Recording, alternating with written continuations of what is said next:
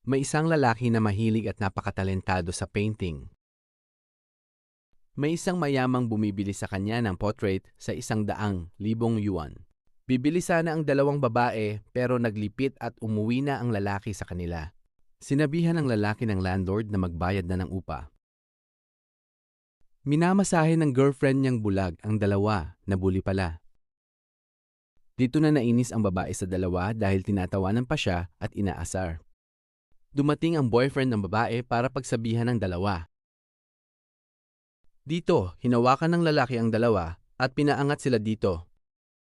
Dito sinapak ang lalaki ng dalawa dahil kala niya kaya niya sila. Ginamot ng babae ang kanyang boyfriend ang mga sugat at pasa ng lalaki. Dito isinayaw siya ng kanyang girlfriend para makalimutan ang ginawa sa kanya.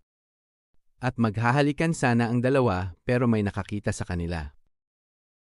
Dito nakatulog ang lalaki kasama niya ang kaibigan matapos nila uminom. At may biglang dumating spaceship. Nagising ang lalaki dahil sa tunog sa itaas. At nakita niya ang isang alien. Napaisip ang lalaki sa kanyang gagawin. Dito kinuhaan niya ng picture ang alien. Dito na naginip ang lalaki at sinabi niya sa kanyang kaibigan. At pagtapos dinodrawing ng lalaking ang isang babaeng crush siya, habang nagdo-drawing siya, napansin niya na biglang bumuhay yung drawing. Kaya nag-drawing siya ng mansanas para subukan kung magiging totoo ito. At biglang bumuhay nga ang mansanas. Dito niya susubukan kagatin. Pinuntahan niya ang kanyang kaibigan para sabihin na may magic ang kanyang pen. Pinakitaan niya ang kanyang kaibigan para gumana ito. At nag-drawing siya ng 24,000 gold. Pinato nila ang gold at natamaan nila ang kanilang landlord. Nagalit ang landlord sa kanila. Hindi dahil sa binato siya, kundi sa bayad ng upa. Nag-drawing ang lalaki ng isang malaking bahay para maniwala pa ang kanyang kaibigan. Nagkatotoo nga ang magic at natayo ito sa ibang pwesto.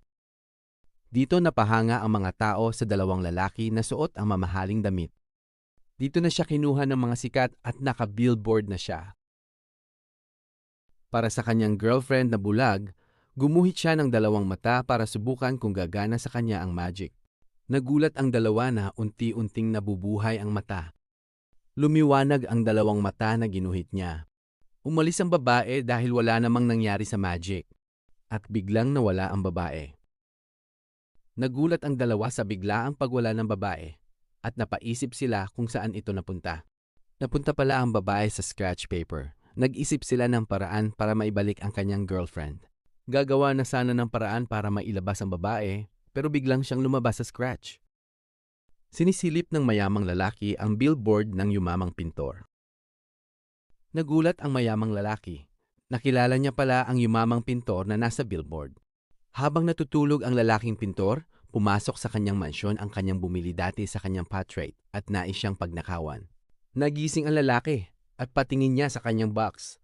Wala ang kanyang magic pen na kanyang iningatan sa buhay niya. Dito pala kinuha ng lalaking naiinggit sa kanya ang kanyang magic pen para yumaman din siya. Nang makuha ng lalaki ang magic pen, siya ay gumagawa ng paraan sa kanyang isip kung paano mapapabago ang buhay niya. Kinidnap naman ng mayamang lalaki ang kanyang bisita para gawing bihag. Umalis na ang mayamang lalaki sakay na helicopter at bihag ang babae. Habang tinitignan niya ang magic pen, humihiling ang lalaki na gagawin niya ang lahat ng gusto niya sa buhay. Nag-drawing ang lalaki ng isang malaking exhibition center na kanyang pinapangarap. Agad nagkaroon ng mga center na iginuhit niya.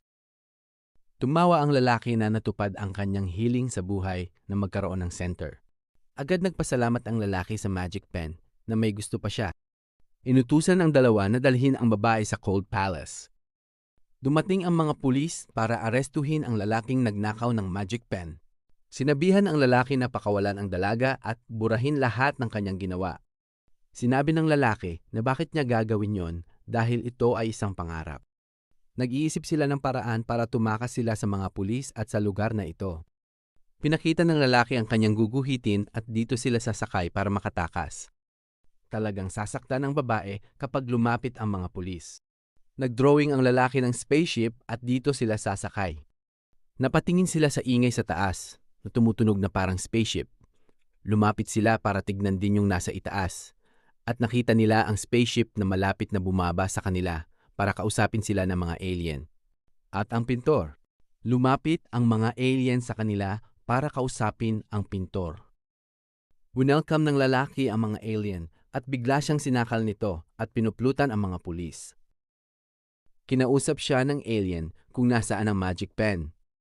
May narinig silang ingay at nagulat sila na patingin sila sa nakita nilang gold tank. Gusto subukan imaneho ng lalaki at may narinig sila na may umaatake sa kanilang gold tank. Dito inaatake sila ng alien at sinisira ang kanilang gold tank at pilit hinahatak ang hole.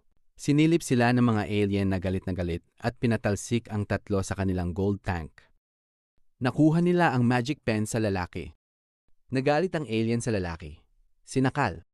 Kinausap ng pintor ang aliens na siya ang may gawa ng lahat. Sinabihan siya ng alien kung bakit ganito ang planeta nila. Dahil sa kabaitan ni pintor, agad binura na lahat ang ginawa ng emperor na lalaki.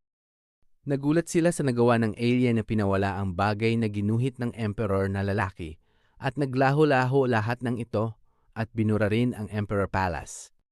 Nilapitan ng mga alien ang babaeng bulag at napatingin ang babae sa kanila at tinutukan siya ng magic pen, minagic ang kanyang mata. Kinausap nila ang babaeng bulag para kamustahin kung okay na ba siya. Pero sa kasamaang palad, walang nangyari. Nag-uusap sila tungkol sa gold at biglang nawala ito. Biglang bumalik ang sasakyan. At bigla ding bumalik ang pan gold. Bumalik din ang mga disguise na mga lalaki. Tinago na sa bulsa ang magic pen. Nagkamali ng magic ang mga alien at nagalit ito. Kinausap niya ang kakampi niya na gumawa sila ng paraan para umalis na. Nagpaikot na at agad na sila umalis. Tatakas na sana ang tatlong lalaki na ito, pero agad naman silang nahuli at nagmakaawa pa sila na patawarin ng mga pulis at dinala na sila. Nagkausap ang dalawa at nanhingi ng tawad ang babae sa pintor. Pero pinatawad naman siya ng lalaking pintor at sinabi niya kasalanan naman niya ang lahat kung hindi niya kinuha ang magic pen sa mga alien.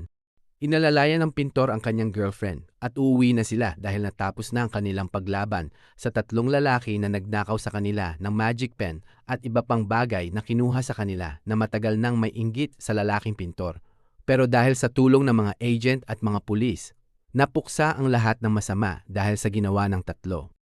Ang palabas ay nakakaakit sa mga manonood sa mga makukulay na visual at nakakatawang sandali nito, habang naghahatid din ng makabuluhang mensahe tungkol sa kahalagahan ng paghabol sa mga pangarap at paggawa ng mga sakripisyo upang makamit ang mga ito. Maraming salamat sa panunood. Huwag kalimutang mag-like at mag-subscribe.